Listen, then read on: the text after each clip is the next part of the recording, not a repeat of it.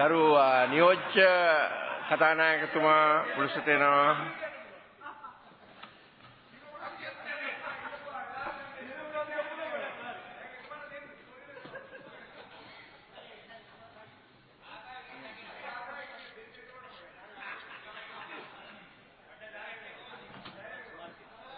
Honorable Sumandiran.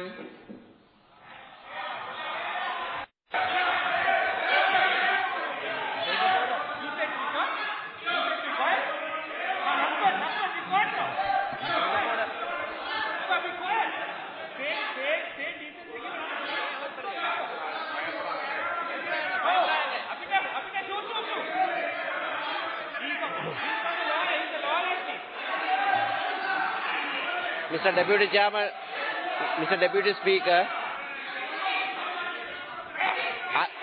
are you able to control the proceedings? Thank you. Speak, honourable member. Thank you, sir. Before I commence my speech, I need to deal with two preliminaries, both relating to certain customs. The first one is that I must make a disclosure to this House of my involvement in my professional capacity in many matters relating to the matter under discussion, and that is the proper thing to do. Even in this purported report, the first witness has referred to my name. I have seen in the proceedings of myself having appeared in the Silingo Sriram case.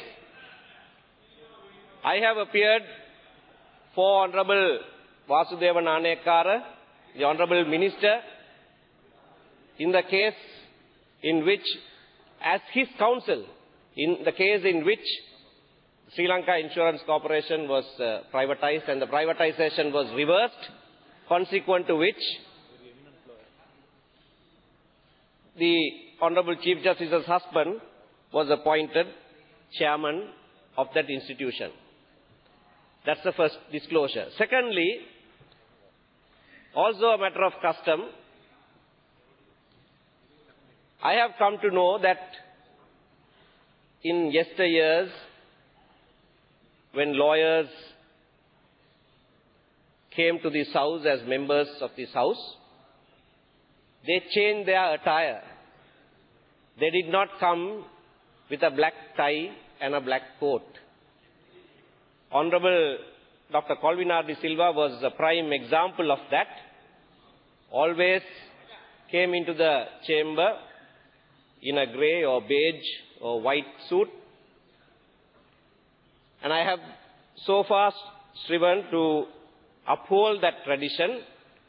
And today, I am breaking with that tradition deliberately.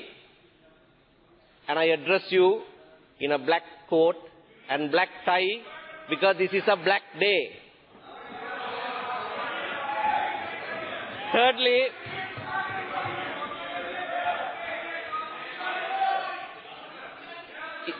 if the House continues like this, that only demonstrates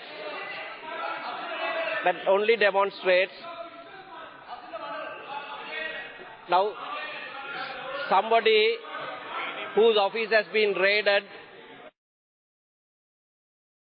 trying to interrupt me. Mr. Deputy Speaker, I was quietly listening to Honorable Minister of External Affairs, not the Deputy Minister of External Affairs. I won't refer to you. I'm referring to the Honorable Minister for External Affairs, who referred to the Supreme Court ruling, sought to expound it and surmised it for a long time, and he was permitted to do so by the chair. yourself was present in the house, and therefore all that he has said and got put on record cannot be allowed to stand, even though I am much junior to him in the field of law. Yet I have practiced as an attorney at law for 21 years, which he had not been able to do even for a single day. And today, I seek to draw from that experience, that professional experience, in order to lay before this House the true position. Now the member who is shouting is giving a demonstration of what he did at the Select Committee, how he is the Chief Justice. This is what he did there. This is what he did there. That also, your Honorable External Affairs Minister is the one who claims credit for that appointment. I am not saying it. The Honorable Minister of Fisheries has said so in the Parliamentary Select Committee proceedings, that it was Professor Peiris who got appointed, and therefore you objected to him as well. It is there in these proceedings. So that's not a point of order. Honorable member speak. Yeah, so that's not a point. If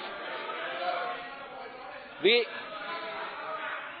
Mr. Deputy Speaker, I'm asking you most humbly, and I'll ask you just for one time now to please maintain the decorum of this House. I will not ask you again.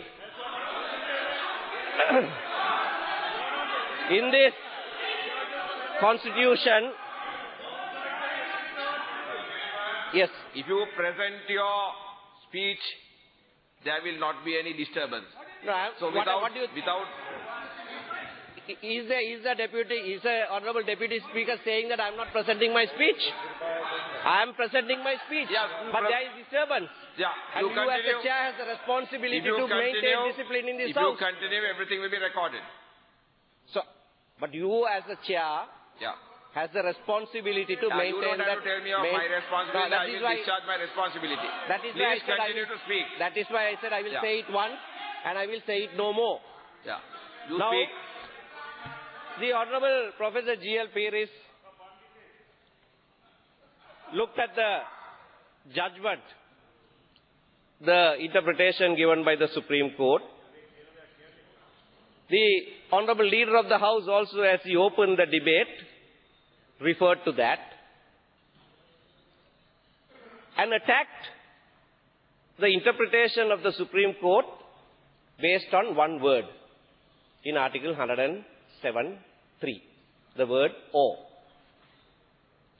Both of them spoke at length about court having entered the arena of legislation making, because according to both of them, court has somehow misread.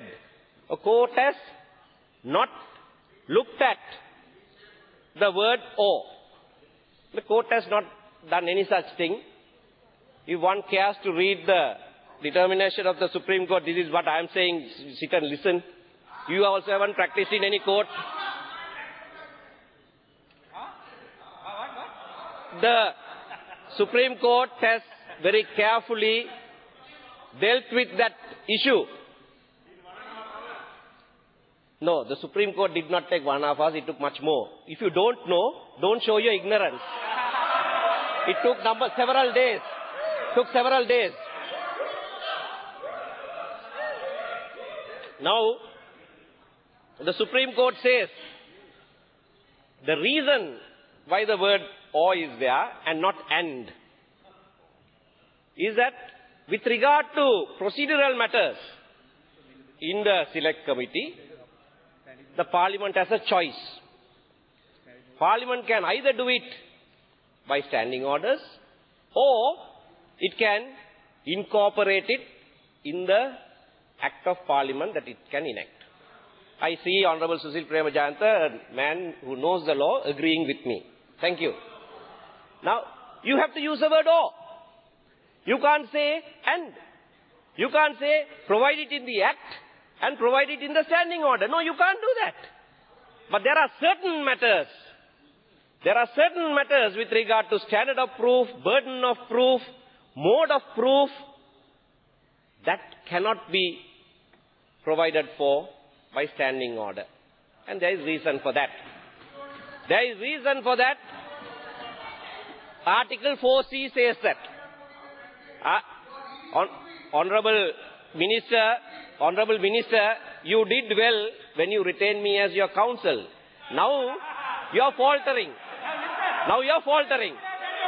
In many matters, you retained me as your counsel. I must remind you that on one occasion, I must remind you of an incident you will remember. On one occasion, when I stood up for you, in the Supreme Court, then Chief Justice Sarath Silva asked me, and you know that, you are appearing for this petitioner too many times. I said, so long as he has confidence in me as counsel, he will continue to retain me. And I appeared and I obtained judgment for you. Now, in 4C, that is true. 4C says, 4C says, the judicial power of the people shall be exercised by Parliament through courts, tribunals, and institutions created and established or recognized by the Constitution or created and established by law. Created and established by law. Only by law, not written law. And Article 170 gives a definition of what a law is and what a written law is. A standing order is written law. Standing order is not law. That any person who can read and understand has to concede to that. Now, that is the reason why in the interpretation of the Supreme Court, they have very carefully dealt with that word or, and I don't know whether it's ignorance or convenience. Honorable ministers, including a learned professor of law, are seeking to mislead the country by saying Supreme Court has not read the word or. Now, as I said, the chair permitted the honorable professor to make his surmise on this judgment. Before I get to that, the Constitution, which is the supreme law, and all of us agree with that, there is no dissent on that. It says so. It shall be the supreme law. Gives to three different organs of government, three separate areas of competence. If anyone is violating the Constitution, it is those who transgress into the area that has been given to the other institution. Accusations are being made that the judiciary has gone into the province of legislation making. I have just explained that judiciary has done no such thing. They have only interpreted the law. The honorable professor will know. He cited English authorities. There are several judgments, not only from here, but even in England and in India, in every civilized jurisdiction, where the courts, in interpreting, sometimes supply a word, supply a comma or a dot or a full stop, and that is common. But in this case, our Supreme Court hasn't done even that. They have very clearly explained why that word or is there. And they have gone on to say Parliament, it's a presumption that Parliament will not use words without a reason. And the reason why Parliament used the word law, the reason why Parliament used the word "or," the reason why Parliament used the phrase standing orders is very clearly laid down in the interpretation of the Supreme Court. Now, even if the Supreme Court is wrong, even if the interpretation of the Supreme Court is wrong, that is the interpretation that must stand. And so, our Speaker said that on the 9th of October. Your Speaker, in a ruling, I'll come to that. Your Speaker, in a ruling given on the 9th of October 2012, very clearly said, it is the interpretation of the Supreme Court that must stand. On that occasion also, he did not agree. And he said, he asked the Supreme Court to revisit that interpretation. And that is the correct course of action. No, even if you don't agree, there is no warrant for the Parliament not to agree. Article 125 of the Constitution, if you... Yeah, I know, that is what you will do. That is what you will do. One of the three organs of government, you say is a democratic institution. You go and say that this is a democratic country. You go and say that there is an independent judiciary. And today, Honorable Minister Vasudeva Nanayakara in this House is saying, we have told the judiciary to go to hell. We won't allow you to do that. We won't allow you to do that. That is the sure way of sending this country down the slope. And that is what you are doing. We will not allow you to do that. This country is a country that is a democratic institution. This country there must be rule of law. If there is to be rule of law, there must be an independent judiciary.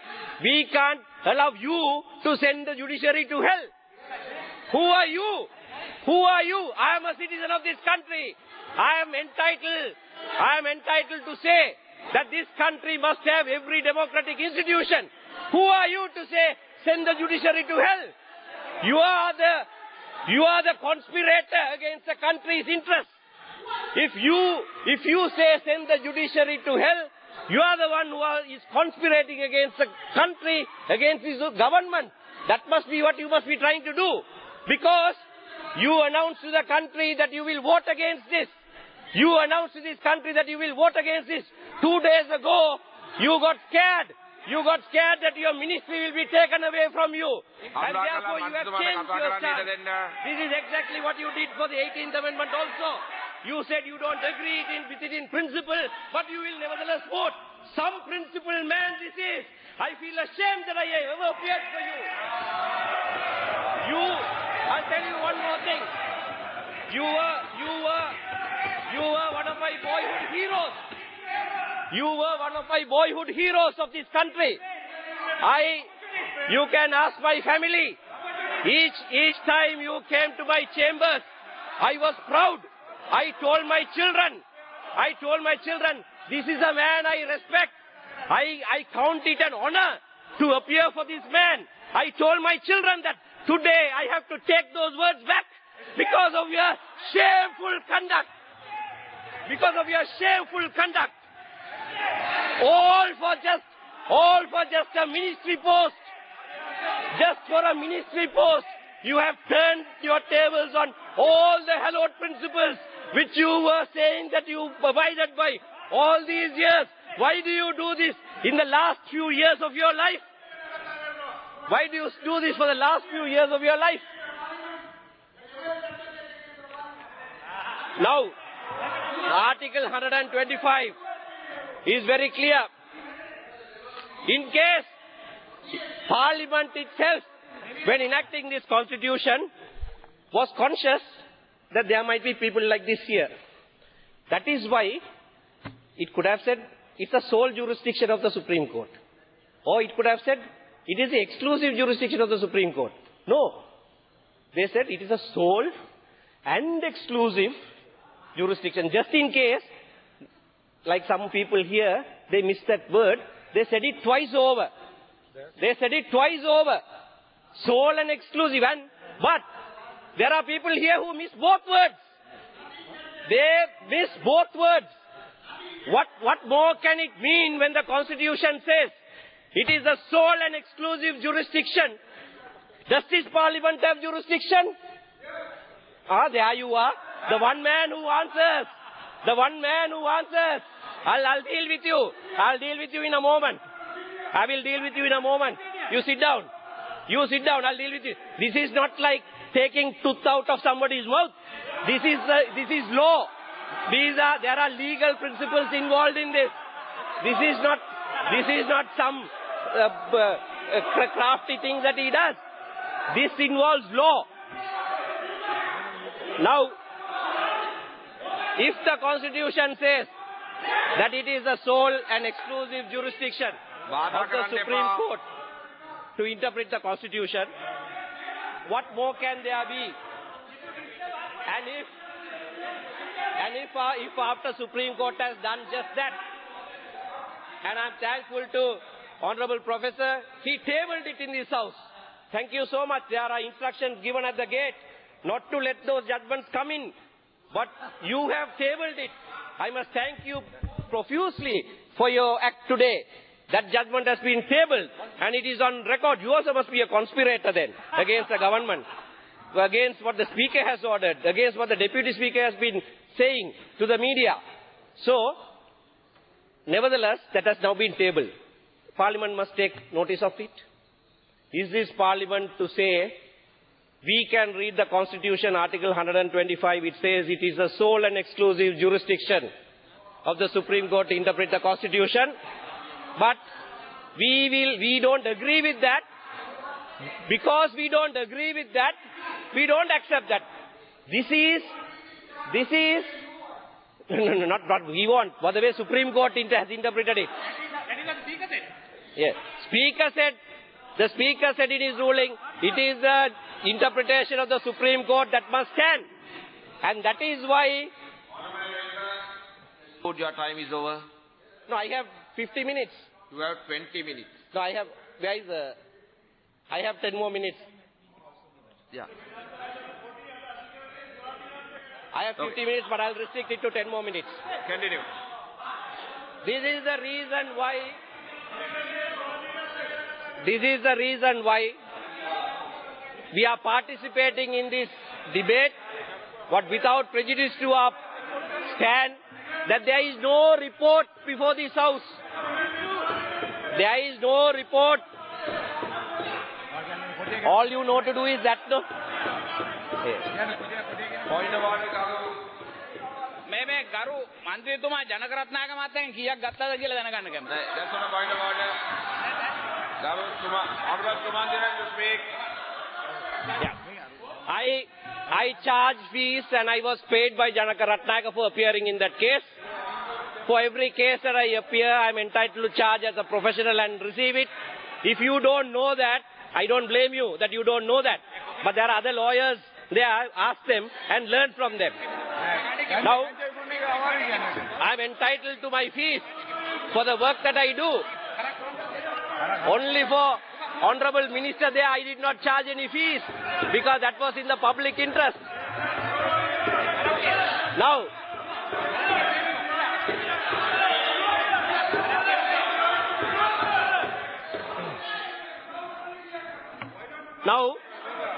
since I have a short time to conclude, I want to read from this purported report. Honorable Deputy Speaker. Order, please. What is the point of order? Honorable Deputy Speaker, I want to find out from Honorable Sumandiran, when Prabhakaran killed thousands of Tamils, No, that's not a point whether of he order. wore black tie. That's not a point. Honorable Sumandiran, you speak. Thank you, sir.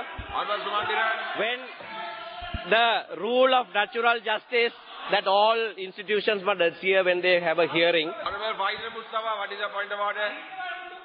The new President's Council. What do you want? Sumandiran, whether you can participate in these proceedings, saying without prejudice, once you participate in these proceedings, you subject to the jurisdiction of Parliament. That will be So looked into and I want a ruling. that Now will be looked into and a ruling will be given by the Honorable Honorable Speaker. member took a position Yeah. Honorable member, may I finish? Yeah. May I finish? Honorable, I'm on a point of order. What is the point of order? The point of order is the honorable member mentioned to this house that is participating in these proceedings without prejudice to the jurisdiction objection. I want a ruling because we Yes, cannot participate in these Honorable proceedings. Speaker will look into that and give a ruling on that. I want to read, sir, before I conclude, from this report. Now, don't disturb your own report. Don't disturb your own report. From the report that was submitted, volume 2, page 1482. Mr. Romesh Silva is addressing the chairman. Mr. Chairman, there must be some decorum in this. I do not like to be shouted at by members of the select committee. 1482 of volume 2. We have come here to do a job of work. We are making submissions and we must be treated with some kind of decorum. Otherwise, this does not become any kind of process that we can possibly accept. We cannot accept this process. If we have to be shouted at, if we are not being allowed to make submissions, when I am making submissions to you, Mr. Chairman, I am being interrupted. Then, Mr. Sambandhan, who was a member of the select committee, has this to say and I want to read it to this house.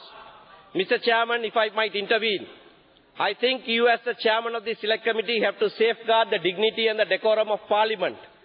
Because we are functioning as a select committee on behalf of Parliament. The Honourable Chief Justice of the country is here before us and we are conducting an investigation in regard to certain matters.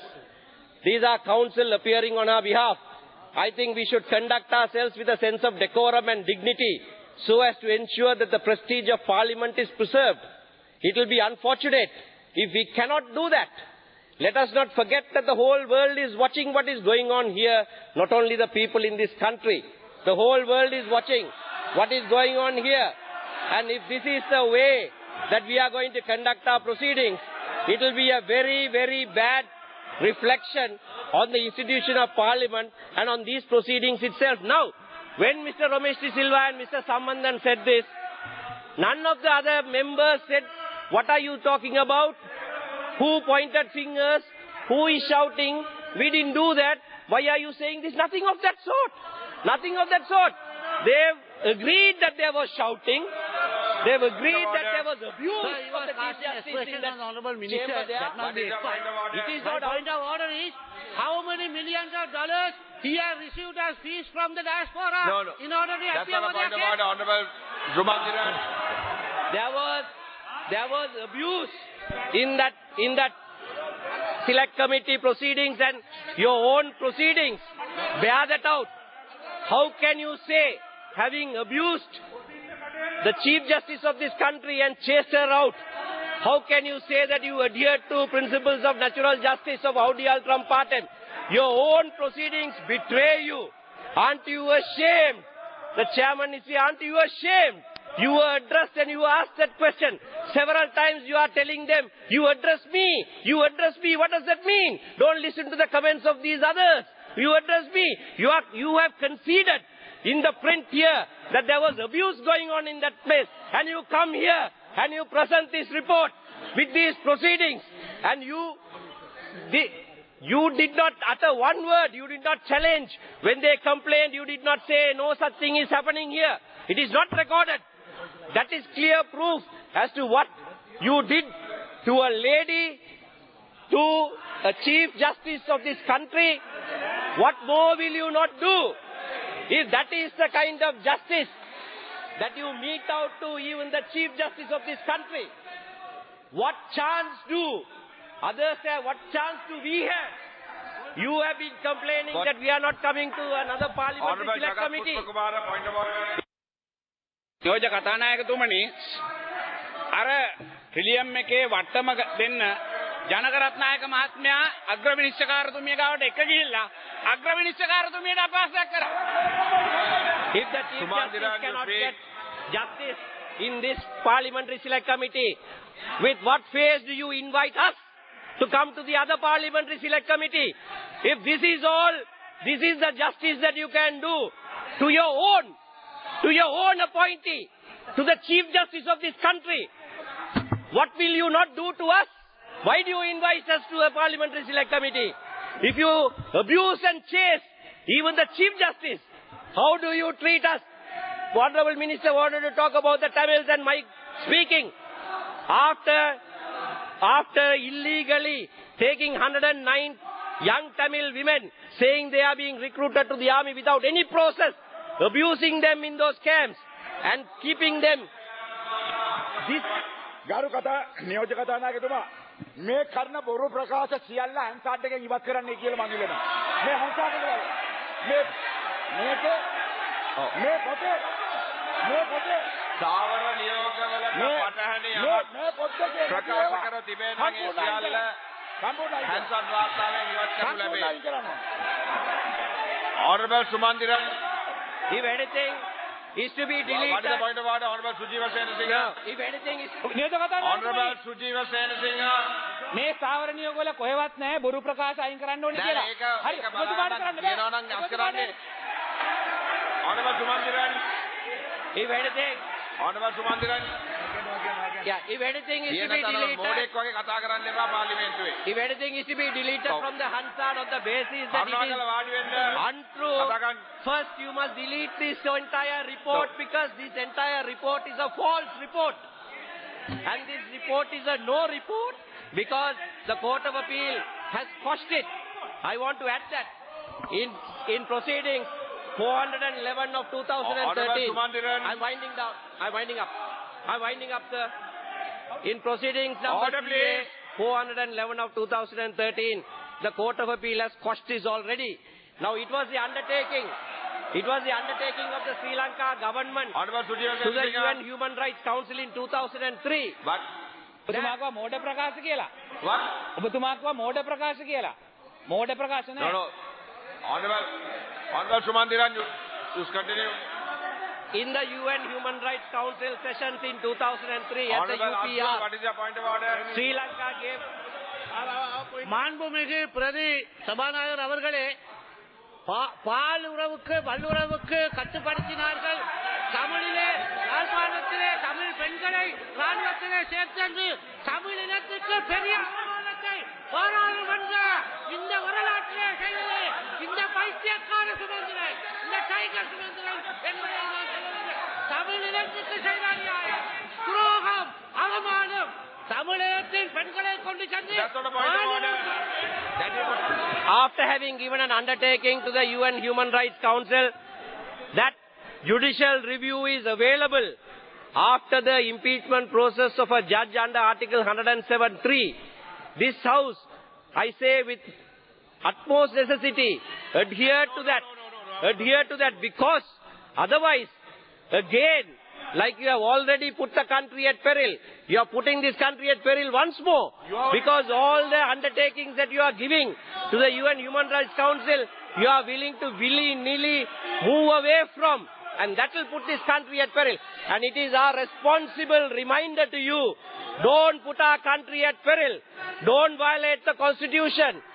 Don't put the country at peril. If you do that, this will be regarded as a failed state. And you are the ones who are doing that, not anybody else.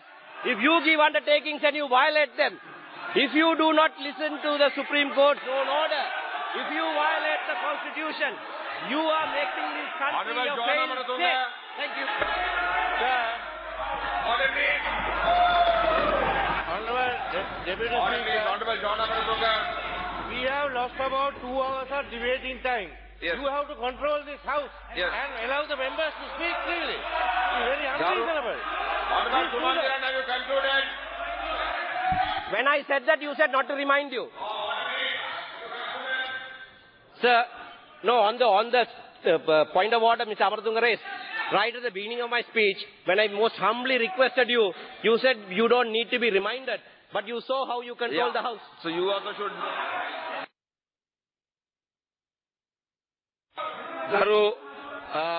ගරු නියෝජ්‍ය කතානායකතුමනි මන්ත්‍රීතුමන්ලා මේ විවාදය වෙලාවේ වගකීමකින් ඇතුව තමන්ගේ ප්‍රකාශ කරන්න. කරුණාකරලා අනවශ්‍ය විදියට මේ සභාවේ හැසිරෙන්න එපා. ගරු අරුන්දික වඩන්න මහතා සභා කතා කරන විදිය දැනගන්න. මේක පාර්ලිමේන්තුව. අනවශ්‍ය වීලුකාරණයට ඇතිරෙන්න එපා. සුජීව සේනසිංහ මහතා වාඩි වෙන්න.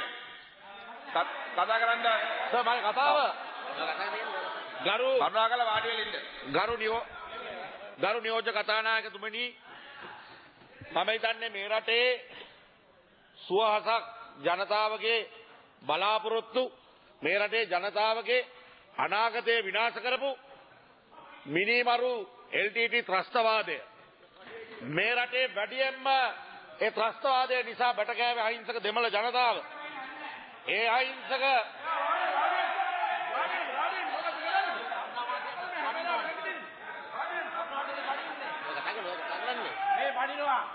නෑ ඉතින් කතාව කරන්නේ කරුණාකරලා ඔබතුමාලා නිලු කරන්න එපා.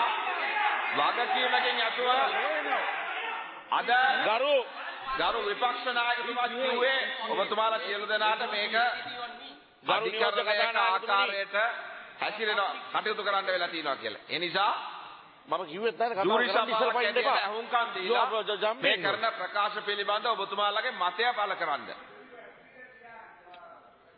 No, I'm referring to what the leader of the opposition said. So, Karunakaran, you can't question me. Sir, you please sit down and listen to the speeches and then decide. Garu Arundika Pananda Mata, please sit down. Garu, please sit down. Yeah, you sit down. I have given a directive from the order, or from the chair. Yes. Garu, you sit down. ගරු නියෝජ්‍ය කතානායකතුමනි, learn to conduct yourself as parliamentarians. ගරු නියෝජ්‍ය කතානායකතුමනි, මේ රටේ අහිංසක දෙමළ ජනතාවගේ රීරි මාංශ උරා බොමින් මේ රටේ අහිංසක දෙමළ ජනතාව තව තවත් අගාධයට දමමින් වැඩ කටයුතු කරන කළු කෝට් එක ඇඳගත්ත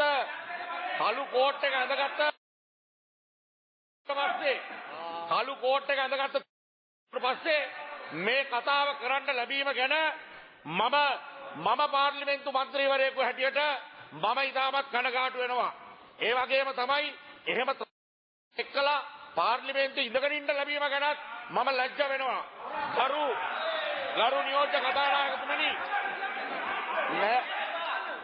තමුන්නාන්සේ ත්‍රස්තවාදය අවසන් කරපු කෙනෙක්. එතුමා ත්‍රස්තවාදය අවසන් කරලා ප්‍රජාතන්ත්‍රවාදී ප්‍රවාහයට ආව කෙනෙක්. තමුන්නාන්සේ කෝට් එක ඇඳගෙන තාමත් තමුන්නාන්සේ ත්‍රස්තවාදයේ වගකීමකින් අත්‍යවශ්‍ය පොයින්ට් එකක්ද ගන්නෙ. ගරු නියෝජ්‍ය කතානායකතුමනි, මන්ත්‍රීතුමා අද මේ අජිත් පෙරේරා මන්ත්‍රීතුමා, ගරු නියෝජ්‍ය කතානායකතුමනි, එක මන්ත්‍රීවරයෙකුට තවත් මන්ත්‍රීවරයෙකුට අපහාස කරන්න පුළුවන් කමක් නැහැ. එතකොට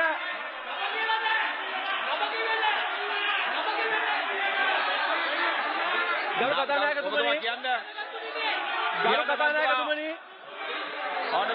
කතානායකතුමනි, මේ සභාවේ ඉන්න අපි කවුරුත් දන්න ත්‍රස්තවාදියා තමයි කරුණා මන්ත්‍රීතුමා. ගරු නියෝජ්‍ය කතානායකතුමනි, කරුණාකරලා අපිට මතකයි ත්‍රස්තවාදය පවතින කාලෙදී මේ රටේ අධිකරණ පද්ධතිය තියෙද්දි මේ රට අධිකරණ පද්ධතිය මේ මම ඔබතුමාගෙන් දැනගන්න කැමති කරුණාකරලා මේ පාර්ලිමේන්තුවේ ත්‍රස්තවාදී ඉන්නවද කියලා ප්‍රශ්න අහන්න බෑ. රටට පොයින්ට් වලට කතා කරන්න ඉන්නවා. මේ ඉන්නේ පාර්ලිමේන්තුව හාස්‍යයට ලක් වෙන ආකාරයට කටයුතු කරන්නේ නම් පොයින්ට් ඔෆ් ඕඩර්ස් වලට අවස්ථාව ලබා නොදී ඉන්න සිද්ධ වෙනවා. ඒ නිසා කරුණාකරලා මන්ත්‍රීතුමා කතා කරන්න. ගරු නියෝජ්‍ය කතානායකතුමනි, මේ අද කතා කරනවා අධිකරණයේ ස්වාධීනත්වය ගැන. හැබැයි යාපනයේ නැගෙනහිර වෙනම අධිකරණ පද්ධතිය ක්‍රියාත්මක වෙනවා. Thank you, sir. Very responsible when raising a point of order. Thank you very much. The honourable member referred to somebody wearing a black coat. I started my speech by identifying myself as the person wearing the black coat today. Not only that, he's just behind. Not only that, he's just behind me. Yeah. And he points to me. He's pointing to me by finger. Contrary to the standing He's order, pointing. such will be He's expunged. pointing to me by finger, and he's calling me a terrorist. Did you not say anything, No, I am not ready. You are ready. නියෝජ්‍ය කතානායකතුමනි Wag. නියෝජ්‍ය කතානායකතුමනි Honorable Sudhir, say anything? සාවර නියෝගවල 84 7 වගන්තිය සඳහන්ව කවර මන්ත්‍රීවරයෙකු විසින් හෝ වෙනත් මන්ත්‍රීවරු නමින් සඳහන් නොකළ යුතුය. කවර මන්ත්‍රීවරු විසින් හෝ අන්‍ය මන්ත්‍රීවරු අයුතු I චේතනා have given an order to that regard when Honorable Sawandiran raised it, so that will be the same. ගෞරවනීය කරුමන්තුමා කරුණාකර කාලය ගන්න එපා මේ සභාවේ. මේ අධිකරණ පද්ධතිය ගැන අද ලොකුවට කතා කරන මේ සමහර අය එදා LTT ත්‍රස්තවාදයේ විසින් වෙනම අධිකරණ පද්ධතියක් පවත්වාගෙන යනකොට මේගොල්ලෝ මුනිවත රැක්කා. අද අධිකරණයේ ස්වාධීනත්වය ගැන කතා කරනවා. මේ අධිකරණය ගැන කතා කරේ නෑ. ගරුමන්තුමා කතා කරන්න. ගරු නියෝජ්‍ය කතානායකතුමනි අද අපි ලැජ්ජ වෙනවා. මේ රටේ අභියාචන අධිකරණය ගැන මේ අද බලන්න අද මේකේ තියෙනවා මේ ඩේල් news පුවත්පතේ bottom falls of appeal court writ bottom falls judges say broad distribute මේ බලන්න ගරු නියෝජ්‍ය කතානායකතුමනි මේකේ කියනවා hurried judgment using vacation court ඊළඟට කියනවා case argued judgment on same day එක දවසක් ඇතුළත අනිත් පැත්තට කියන කාරණාවට අහුම්කම් දෙන්නේ නැතුව මේ රටේ අභියාචනාධිකරණය මේ රටේ අති ගෞරවනීය අභියාචනාධිකරණ විනිසුරුවන්ව හැල්ලුවට ලක් කරලා මේ රටේ අභියාචනාධිකරණය හැල්ලුවට ලක් කරලා මේ දුන්න තීන්දුව සම්බන්ධයෙන් අපි ලැජ්ජාවටපත් වෙනවා. ගරු නියෝජ්‍ය කතානායකතුමනි මොනවාද මේ වැරදි? මේ රටේ අධිකරණයේ ප්‍රධානම තැන ඉන්න කෙනා මේ කරලා තියෙන වැරදි තමුන්නාන්සලා අපි දන්නවා බැලු බැලමට මේක මේ ක්‍රිමිනල් ලෝ එකක් හැටියට මේක මේ පරීක්ෂණ පවත්වන්න ඕන දෙයක් නෙමෙයි බැලු බැලමට පේනවා අර 9000ක් අහිංසක මිනිස්සු ඒ මිනිස්සුන්ගේ මුදල් ගෝල්ඩන් කී එකේ දාපු මුදල් ඒවා සියල්ලක්ම ගරු නියෝජ්‍ය කතානායකතුමනි ඒ සියල්ලක්ම ඒ මිනිස්සුන් අමාරුවේ දාලා මේ දුන්න තීන්දුව ශිරාණි තිලකවර්ධන මැතිණිය මේ නඩුව කරනකොට ඒක අරගෙන ගිහිල්ලා මේකෙන් වාසි ලබා ගන්න ගරු නියෝජ්‍ය කතානායකතුමනි මේ රටේ අග්‍රවිනිශ්චයකාර සරත් සිල්ලා තීන්දුවක් දුන්නා මේ සෙලින්කෝ එකේ මේ තියෙන වත්කම් මේවා ගිහිල්ලා කොයිවත් තැනක මේවා ගැන මේකේ අර ලාභ ඉල්ලන්න බෑ. සමහරක් වෙලාවට ගිහිල්ලා අර මේකේ අපි කියනවා වට්ටම් ඉල්ලනවා කියලා. එහෙම ඉල්ලන්න බෑ. එහෙම තීන්දුවක් දීලා තියෙනකොට තමන්ගේ අපි සමහරක් වෙලාවට අපි පිළිගම්මු. එතුමිය නෙමෙයි ගත්තේ එතුමියගේ නංගි කියලා. හැබැයි නංගි වෙනුවෙන් ගිහිල්ලා වට්ටම් ඉල්ලන්න බෑ. නංගි වෙනුවෙන් ගිහිල්ලා එතුමියට වට්ටම් ඉල්ලන්න බෑ. ඒකම වරදක්. ගරු නියෝජ්‍ය කතානායකතුමනි අද ඒක හම්බෙලා තියෙන්නේ ඒ නියම ගානට වැඩිය ෆික්ස් ප්‍රයිස් එකට වැඩිය අඩුවෙන් හම්බෙලා තියෙන්නේ ඒකම වරදක්. ඒ වගේම නියෝජ්‍ය කතානායකතුමනි මම පුදුම වෙනවා අපේ කමිටුව මේ චෝදනා 5 විතරයි විභාග කළේ. තව තියෙනවා මේකේ අනිත් අර 14 ගත්තාම පෞද්ගලිකව විනිසුරුවරුන්ගේ පලි අරගෙන තියෙනවා. මේ වගේ කෙනෙක් අපේ අධිකරණයේ ඉහළම තැන ඉන්නව සුදුසු නැහැ. ගරු නියෝජ්‍ය කතානායකතුමනි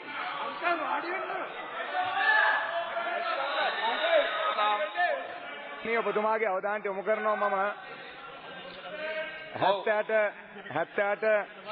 78 වෙනි වගන්තිය මේවා කලිනුත් මම පැහැදිලිව ප්‍රකාශ කරා. ගරු මේ අපේ විශේෂ කාරක සභාව විසින් වැරදි කරු බවට පත් කරලා තියෙනවද නැද්ද කියන කාර්යය මම ඉස්සෙල්ලත් අහපුවම අපේ කතානායකතුමා කිව්වා. ඒක මෙතන මේ සොඩ පොයින්ට් ඔෆ් ඕඩර් කතා කරන කරුමන්තුමා that is not a point of order. ගරු නියෝජ්‍ය කතානායකතුමනි ආණ්ඩු ක්‍රම ව්‍යවස්ථාවේ 4 එකේ තියෙනවා ආණ්ඩුක්‍රම ව්‍යවස්ථාවෙන් ප්‍රකාශ කොට පිළිගනු ලබන මූලික අයිතිවාසිකම් සියලු පාලන නීති අනුව ගරු නියෝජ්‍ය කතානායකතුමනි පාර්ලිමේන්තුව විසින් ක්‍රියාත්මක කළ හැකි පාර්ලිමේන්තුවේ සහ එහි මන්ත්‍රීවරුන්ගේ වරප්‍රසාද පරිහාර හා බලතල සම්බන්ධයෙන් විනා ජනතාවගේ අධිකරණ බලය ආණ්ඩුක්‍රම ව්‍යවස්ථාවෙන් නැතිකොට තිබෙන ආණ්ඩුක්‍රම ව්‍යවස්ථාවෙන් පිළිගන්නා ලද නැතහොත් වෙනත් යම් නීතියකින් නැතිකොට පිහිටවන ලද අධිකරණ විනිශ්චය අධිකාර ආයතන මගින් පාර්ලිමේන්තුව විසින් ක්‍රියාත්මක කළ යුතුයි. ඒ කියන්නේ නියෝජ්‍ය කතානායකතුමනි පාර්ලිමේන්තුව තමයි උත්තරීතර. පාර්ලිමේන්තුව උත්තරීතර වෙන්නේ කොහොමද? පාර්ලිමේන්තුව තමයි ජනතා බලය. ජනතාවට පුළුවන් නම් ජනාධිපතිවරයාව ගෙදර යවන්න පාර්ලිමේන්තුව හරහා ජනතාවට පුළුවන් නම් ඕනෑම තරාතිරකමක කෙනෙක් ගෙදර යවන්න පාර්ලිමේන්තුව හරහා මේ රටේ ඉන්න දූෂිතම කරුණාකරලා නියෝගයක් නෙවෙයි ගරු කතානායකතුමා විසිනුත් ඉල්ලීමක් කරා පෞද්ගලිකව ප්‍රහාර එල්ල කරන්නේ නැතුව මේ කාරණයට අදාළව කතා කරන්න. ගරු නියෝජ්‍ය කතානායකතුමනි පෞද්ගලික නෙමෙයි වාර්තාව සහ චෝදනා පිළිබඳ තත්ත්වය සැලකිලිට ගෙන චෝදනා පිළිබඳ කතා කරන්න පුළුවන් නියෝජ්‍ය කතානායකතුමනි. අපි කියන්නේ මේ රටේ අග්‍ර විනිශ්චයකාරතුමිය මේ විදියට වැරදි කරලා තියෙනවා නම් ජනතාවගේ බලය තියෙන ජනතාවගේ පරමාධිපත්‍යය තියෙන මේ උත්තරීතර පාර්ලිමේන්තුවට ව්‍යවස්ථාවෙන් බලය දීලා තියෙනවා. ඒ ඕනම කෙනෙක්ව තරාතිරම නොබලා එළියට දාන්න. ගරු නියෝජ්‍ය කතානායකතුමනි අද මේ රට අරාජික කරනවා. මේක තමයි අපි කියන්නේ ජාත්‍යන්තර කුමන්ත්‍රණය. සරත් පොන්සේක හරහා ක්‍රියාත්මක කළේ මේක. අද ශිරාණි බණ්ඩාරනායක මැතිණියව රූකඩයක් හැටියට අරගෙන මේ රට අරාජික කරන්න මේ ජාත්‍යන්තර කුමන්ත්‍රණය සැලසුම් කරන වෙලාව මේ ජාත්‍යන්තර කුමන්ත්‍රණය සැලසුම් කරනවා. ගරු මන්ත්‍රීතුමා අවසන් කරන්න කාලය අවසానයි. ගරු නියෝජ්‍ය කතානායකතුමනි ඒකට අපිට ඉඩ දෙන්න බෑ. රාජ්‍ය සේවකයෙක් යම් කිසි වරදක් කරනවා නම් එයාව සස්පෙන්ඩ් කරනවා. සස්පෙන්ඩ් කරලා තමයි එයාගේ ඒ නඩුව අහන්නේ. හැබැයි මෙතන එහෙම එකක් නැති නිසා තමයි එයා ඒ පුටුවේ ඉන්න හින්දා තමයි ඉතාමත් ඉක්මනට මාසයක් වැඩි කාලයක් ඇතුළත මේක ඉවර කරන්න ඕන. ඒක නිසා මේක කිසි වරදක් නැහැ. මේ කරපු දේ කිසිම වරදක් නැහැ. එකම දේ තමයි ගරු නියෝජ්‍ය කතානායකතුමා අවසාන විනිශ්චය. ගරු නියෝජ්‍ය කතානායකතුමනි මේ රට ත්‍රස්තවාදයෙන් මුදාගත්තා. අවුරුදු 30ක මිනිමරු ත්‍රස්තවාදයෙන් අපිට ජාත්‍යන්තර මිනිමරු ත්‍රස්තවාදයට හිත නමන්න බෑ. අපිට ජාත්‍යන්තර හිත නමන්න බෑ. ඒක නිසා තමයි මේ කුමන්ත්‍රණ අපි පරාජයටපත් කරනවා. මේ කුමන්ත්‍රණ පරාජයටපත් කරනවා. අඛිල විරාජකාරී සම්මාතා කරු නියෝජ්‍ය කතානායකතුමනි මේ පාර්ලිමේන්තුව උත්තරීතර බව මං හිතන්නේ හැමෝම දැන් පිළි අරගෙන තියෙන්නේ. ඒ නිසා මං හිතන්නේ මේ පාර්ලිමේන්තුවේ උත්තරීතරභාවය නිසාම මේ උත්තරීතරභාවය ආරක්ෂා කරමින් අපි කතා කළ යුතුයි මං විශ්වාස කරනවා. ඒ නිසා මේ උත්තරීතරභාවය අපි වටහාගෙන අපිටත් මේ කතාව කරගෙන යන්න බාධා කිරීමකින් තොරව අවස්ථාව ලබා දෙන්න කියලාත් මම මේ අවස්ථාවේ ඉල්ලනවා. ගරු නියෝජ්‍ය කතානායකතුමනි මම ඔබතුමාගෙනුත් ඉල්ලනවා ඒ සඳහා මං හිතන්නේ ඔබතුමාගේ ආසනයේ ස්වාධීනතාවය ආරක්ෂා කරමින් අපිට ඒ සඳහා අවස්ථාව ලබා දෙන්න කියලා. ගරු නියෝජ්‍ය කාර්යක සභාපතිතුමනි මේ දෝෂාභියෝගය මේ ගැටලුව මුළු රටේම අද විශාල කතිකාබාධපත් වෙලා තියෙන සිද්ධියක් වෙලා තියෙනවා. අපි අද උදේ පැය ගාණක් ගත කරේ මේ දෝෂාභියෝගයේ ගෙනීමේ ක්‍රියා පරිපාටිය පිළිබඳව ඒ වගේම ස්ථාවර නියෝගායන වලට අනුව ආණ්ඩුක්‍රම ව්‍යවස්ථාවට අනුව තිබුණු ප්‍රශ්න පිළිබඳව ඒකේ ගැටීම් පිළිබඳව ඒ ස්ථාවර නියෝග සහ ආණ්ඩුක්‍රම ව්‍යවස්ථාව උල්ලංඝනය කරන ආකාරයේ මේ ක්‍රියාදාමය කිරීම සම්බන්ධයෙන් අපි උදේ කතා කරා. මම උදේවරුෙත් මේ සම්බන්ධයෙන් අපේ ස්ථාවර නියෝග 78 උපවගන්තිය යටතේ මේ කමිටුව ක්‍රියා කරලා තියෙන ආකාරය සහ කමිටුවට ඇතුළත් කරලා ඉන්න පුද්ගලයන් සම්බන්ධයෙන් ඒ උල්ලංඝනය කිරීම සම්බන්ධයෙන් මම කරුණු ගෙනහැර දැක්වුවා. ඒ වගේම මම කියන්න කැමතියි ගරු නියෝජ්‍ය කතානායකතුමනි මෙම කමිටුව මේ වාර්තාව සකස් කළ යුත්තේ කමිටු ලේකම් විසින්. කමිටු ලේකම්වරයා වශයෙන් කටයුතු කරේ අපේ පාර්ලිමේන්තුවේ මහ ලේකම්තුමා. එතකොට මම අහනවා මේ කමිටු ලේකම්වරයා මේක සකස් කරේ එහෙම නැත්නම් තවත් පුද්ගලයන් මේකේ නායකත්වය අරගෙන මේකේ ආධිපත්‍ය අරගෙන කටයුතු කළාද කියලා. මට එහෙම සැකේ ඇති වෙන්නේ ඒ පිළිබඳ ප්‍රශ්න ඇති වෙන්නේ මේ කමිටුවේ ලේකම්වරයා විසින් කටයුතු කළ යුතුව තිබෙදී පාර්ලිමේන්තුවේ පරිවර්තකව දෙදෙනෙක් ජනාධිපති ලේකම් කාර්යාලයට ගිහිල්ලා ඇයි මේ සම්බන්ධයෙන් කටයුතු කරේ කියලා. පාර්ලිමේන්තුවේ භාෂා පරිවර්තක වජිර ධම්මගේ මහතාත් සුනිල් විජේසිංහ මහතාත් මේ සම්බන්ධයෙන් පාර්ලිමේ ජනාධිපති ලේකම් කාර්යාලයට ගිහින් මේ කමිටුවේ සම්බන්ධයෙන් කමිටුවේ වැඩ කටයුතු සම්බන්ධයෙන් කටයුතු කරලා තියෙනවා. ඒ වගේම මම දැක්කා කමිටුවේ සභාපතිවරයාගේ නියෝග මත ඒ ලේකම්වරයා සමහර කටයුතු කරලා තියෙනවා. මේ පිළිබඳව අපිට ප්‍රශ්න තියෙනවා. දැන් මේ කමිටුව ස්වාධීන වෙන්න ඕනේ. කමිටුවේ ස්ථාවර නියෝග අනුව ආණ්ඩුක්‍රම ව්‍යවස්ථාව අනුව මේ කමිටුව ක්‍රියා කළ යුත්තේ කෙසේද? සමාජිකයෙන් පත් කළ යුත්තේ කෙසේද? එය දෝෂාභියෝගයකදී එය හරියාකාරව අධිකරණයක් වශයෙන් නැත්නම් ඒක සිලෙක්ට් කමිටු එකක් විශේෂ කාර්ය සභාවක් වශයෙන් පත් කළ යුත්තේ කෙසේද? හරියට කරුණු ගෙනහැර දක්වලා තියෙනවා. මේවා උල්ලංඝනය කරමින් මේ යන්නේ කොහෙටද කියලා අපි අහන්න කැමතියි. ඒ නිසා මම කියනවා මේ දෝෂාභියෝගය අපි හැමෝම පාර්ලිමේන්තු මන්ත්‍රීවරු විසින් වශයෙන් අපි දිවුරුම් දීලා තියෙනවා ආණ්ඩුක්‍රම ව්‍යවස්ථාව ආරක්ෂා කරන්න. අපි මේ පාර්ලිමේන්තුවේ ස්ථාවර නියෝග උල්ලංඝනය නොවන ආකාරයෙන් කටයුතු කරන්න අපි බැඳී ඉන්නවා. නමුත් අපිට දැන් පේන්නේ ගරු නියෝජ්‍ය කතානායකතුමනි ආණ්ඩුක්‍රම ව්‍යවස්ථාව උල්ලංඝනය කරනවා. ඒ වගේම ස්ථාවර නියෝග වලට පටහැනිව කටයුතු කරනවා. අන්තිමට මේ කොහෙටද යන්නේ? මේ වෙස්ට්මින්ස්ටර් පන්නේ ආණ්ඩුක්‍රම වෙන්න පුළුවන්, ජනාධිපති ආණ්ඩුක්‍රම වෙන්න පුළුවන්, කුමන වර්ගයේ ආණ්ඩුක්‍රම ව්‍යවස්ථා තිබුණත් මේ බලතල බෙදීම කියන ගිතා වැදගත්. මොන්ටෙස්කියුට අනුව මේ බලතල බෙදීමේ න්‍යාය මේ රට මේ ලෝකේ පහළ වුණේ එහෙම නැත්නම් මේ ලෝකෙට හඳුන්වා දුන්නේ ඒ මොන්ටෙස්කියුගේ න්‍යාය මේ ආණ්ඩුක්‍රම ව්‍යවස්ථාවට ඇතුළත් කරලා තියෙන්නේ. ව්‍යවස්ථාදායක විධායක අධිකරණ කියලා වෙනම ඒ ආයතන තියන්නත් කටයුතු කරලා තියෙන්නේ ගරු නියෝජ්‍ය කතානායකතුමනි. මේ අර ඇක්ටන් සාමිවරා කියනවා වගේ අධික බලය අධික දූෂණයෙන් ලක් කරනවා. එහෙම නැත්නම් මේ එක පුද්ගලයෙකුට මේ බලතල ටික ලබා දුන්නොත් එහෙම මේක කරුණාකරලා නිශ්ශබ්ද වෙන්න. ඒ නිසා එක පුද්ගලයෙකු වටා මේ බලය අධික ලෙස ඒක රාශි වුණොත් එහෙම ඒ පුද්ගල ඒකාධිපති ස්වරූපයක් උසුලන නිසා කියලා මම තමුන්නාන්සේට කියන්න ඕනේ. ඒ වගේම අද රජ කාලේ නෙමෙයි. අද තියන්නේ ඊට වැඩිය සිවිලයිස් වෙලා ඊට වැඩිය මිනිසු දියුණු වෙලා ඊට වැඩිය මානව හිමිකම් පිළිබඳ කතා කරන යුගයක අපි ඉන්නේ. ඒ නිසා ගරු නියෝජ්‍ය කතානායකතුමනි අපි මේ උල්ලංඝනය කරමින් ආණ්ඩුක්‍රම ව්‍යවස්ථා මේ ස්ථාවර නියෝග මේ සියලු දේවල් වලට පරිබාහිරව යමින් මේ කටයුතු කරන්නේ මොකද්ද? කටයුතු කරන්න යන්නේ කොයිපටද අපි යන්නේ කියලා මම අහන්න කැමතියි. ගරු නියෝජ්‍ය කතානායකතුමනි අග්‍ර විනිශ්චයකාරතුමියට විරුද්ධව දෝෂාභියෝගය පැමිණීමේ ක්‍රමවේදයේ මූලාරම්භයේදී අපි කරුණා කරලා ගරු නියෝජ්‍ය කතානායකතුමනි මට කතා කරන්න ලබා දෙන්න. මේ උත්තරීතර ගරු මන්ත්‍රීතුමාට කතා කරන්න ඉඩ දෙන්න. ඒ නිසා මම ගරු නියෝජ්‍ය කතානායකතුමනි නැවත වතාවක් මට බාධා කරනවා. කරුණා කරලා ඔබතුමා ඉල්ලන්නේ. මට බාධා කරනවා කතා කරන්න දෙන්නේ නැහැ. ඒ නිසා ගරු නියෝජ්‍ය කතානායකතුමනි මම කියන්නේ මේ අග්‍ර විනිශ්චයකාරතුමියට දෝෂාභියෝගයේ ගෙනීමේ මූලාරම්භය මොකද්ද?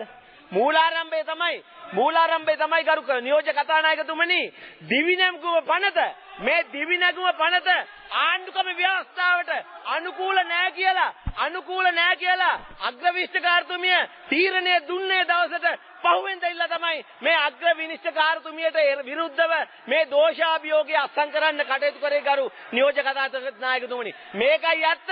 මේ මොන කතා කිව්වත් මේ ඇවිල්ලා මේ සියලු බලතල මොන්ටෙස්කියුගේ බලතල න්‍යායට අනුව ව්‍යවස්ථාදායක විධායක අධිකරණ කියන බලතල තුනම විධායකයට පවර ගැනීමේ මේ අවස්ථාව තමයි මේක කියලා මම මතක් කරලා දෙන්න කැමතියි. මොකද්ද කරේ? ඊට පස්සේ මේ മന്ത്രിවරු ගොඩක් තමුන්නාසිවත් මේක කියවලවත් තියෙනවද?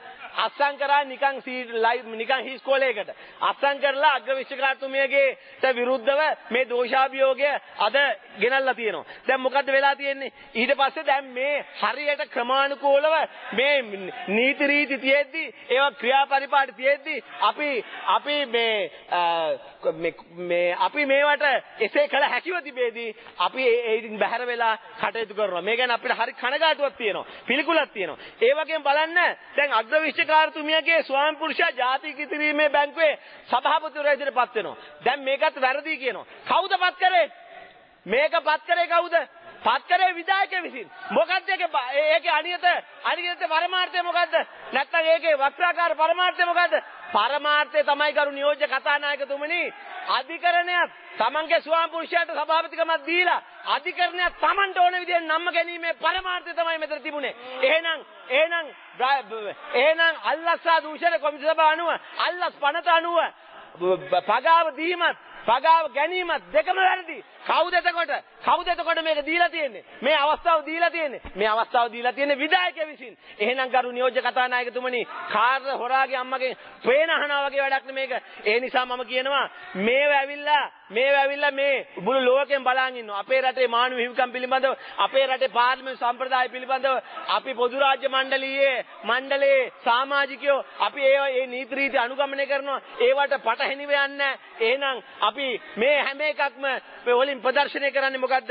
අපේ තියෙන නැවතත් අපි අර වැඩි යුගයට යන්නේ. නැත්තම් නැවතත් අපි සිවිලයිස් වෙච්ච නැති જાතියක් යන විදිහට තමයි අපි මේ ගමන් කරමින් ඉන්නේ කියලා මම කියන්න ඕනේ. දැන් බලන්න අපක්ෂපාතී පරීක්ෂණයක් කරලා තියෙනවද ඔය අග්‍රවිශ්වකාර තුමිය සම්බන්ධයෙන්? ඒ වගේම එතුමාගේ ස්වාමි පුරුෂයා සම්බන්ධයෙන් අඩුම ගන්න charge sheet එකක්වත් දීලා තියෙනවද? නෑ ගරු නියෝජ්‍ය කතානායකතුමනි. දැන් බලන්න හිටපු අග්‍රවිශ්වකාරවරුන්ට කෙසේද මේ ආණ්ඩුව සලකන්නේ? හිටපු අග්‍රවිශ්වකාරවරුන්ට දෙනවා මේ උපදේශකකම් දෙනවා. සමහර අයව තානාපතිවරු කරලා යවනවා. මේ මොකද්ද මේ දෙන පූර්වාදර්ශය? අධිකරණයේ ප්‍රධාන පුටුවක් දැරුවොත් ආණ්ඩුවට අපිට පක්ෂපාතී වුණොත් විතරයි අපි ඉදිරියේදී ඒගොල්ලන්ට විශ්‍රාම ගියාම සලකන්නේ. උපදේශකවරු කරන්නේ, වරප්‍රසාද දෙන්නේ, තානාපතිවරු කරන්නේ. එසේ අපිට අවශ්‍ය ආකාරයට අධිකරණය මෙහෙයුවොත් විතරයි කියන එකයි මේ පෙන්වන්න හදන්නේ. ඒ නිසා තමයි දිවි මැගුම පනත ආණ්ඩුක්‍රම ව්‍යවස්ථාවට අනුකූල නෑ කියලා අධිකරණ විසින් ප්‍රකාශනපත් කරපු අවස්ථාවේ සිට මේ මේ කඩුව අතට අරගෙන මේ හතර වටේට දෙන්න ගත්තේ. ඒකවත් දෙන ක්‍රමේ දන්නේ නැහැ ගරු නියෝජ්‍ය කතානායකතුමනි. ඒ නිසා අපි කියනවා මේක නොවිය යුතුයි. 18 වෙනි ව්‍යවස්ථා සංශෝධනය හරහා අද අපේ මේ රටේ අධිකරණ පද්ධතිය කප්පදුවට ලක් කරලා තියෙනවා. 18 වෙනි ව්‍යවස්ථා සංශෝධනයේ නීතිපති දෙපාර්තමේන්තුව ජනාධිපතිවරයා යටතට බවරගෙන තියෙනවා. මේක වැරදි.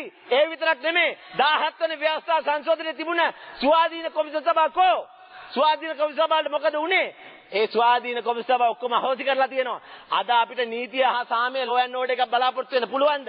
අද අපිට පොලිසියකින් හරි සාධාරණ තීන්දුවක් බලාපොරොත්තු වෙන්න පුළුවන්ද? අධිකරණ වලින් බලාපොරොත්තු වෙන්න පුළුවන්ද? ඒ වගේම මේ අනිකුත් අංශ වලින් බලාපොරොත්තු වෙන්න පුළුවන්ද? හෙට අනිද්දා වෙද්දි ගරු නියෝජ්‍ය මේ කතානායකතුමනි හෙට අනිද්දා වෙද්දි අර දේශපාලඥයෝ පොලිසිය OICට කතා කරලා මේ මගේ මිනිහෙක් එළියට දාන්න කිව්වා වගේ හෙට අනිද්දා වෙද්දි අපේ කාලේ තමයි කොමිසම සභාව ගෙනාවේ. අපේ කාලේ තමයි ක්‍රියාත්මක කරේ. බඩ කතා කරන්න දෙන්න කියලා මම නැවත වතාවක් කියනවා. මේ පාර්ලිමේන්තු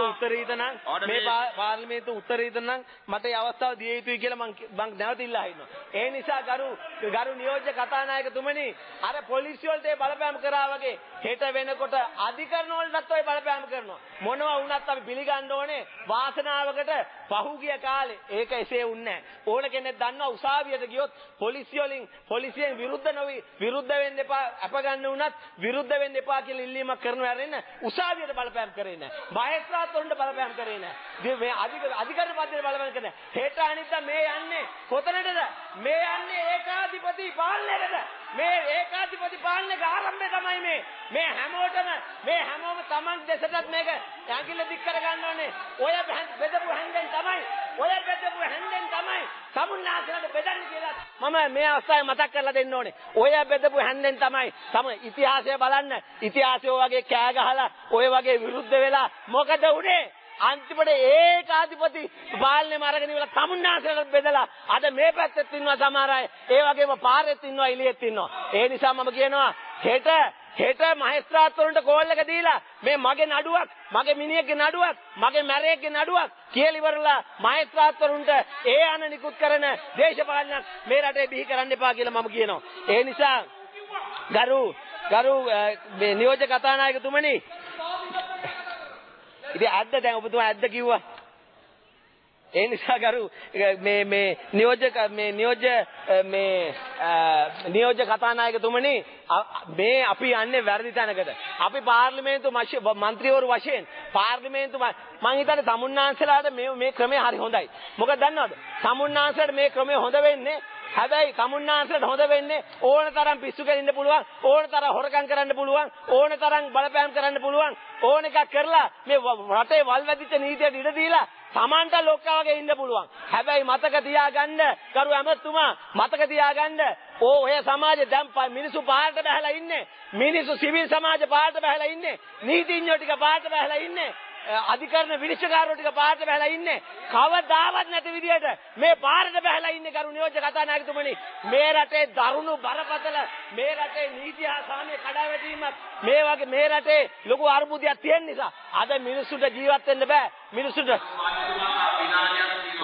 හරි. අද මේ රටේ මිනිස්සුන්ට ජීවත් වෙන්න බැරුව තියෙද්දි මිනිස්සුන්ට අමාරුකම තියෙද්දි යුද්ධය අවසන් වෙලා ජනතාව පැතුවේ මේ ලෝකයක් නෙමෙයි. යුද්ධය අවසන් වුණාම ජනතාව ප්‍රාර්ථනා කරේ හොඳට කාලා බීලා ජීවත් වෙලා හොඳ බය නැතුව පාර බහලා යන්න පුළුවන් රටක් නිර්මාණය කරන්න. හැබැයි කරු නියෝජ්‍ය කතානායකතුමනි අද ඒවා ඔක්කොම කඩවුණු පොරොන්දු සිහින බවටපත් වෙලා තියෙනවා. අද යන්නේ මේ නරකම තැනකට.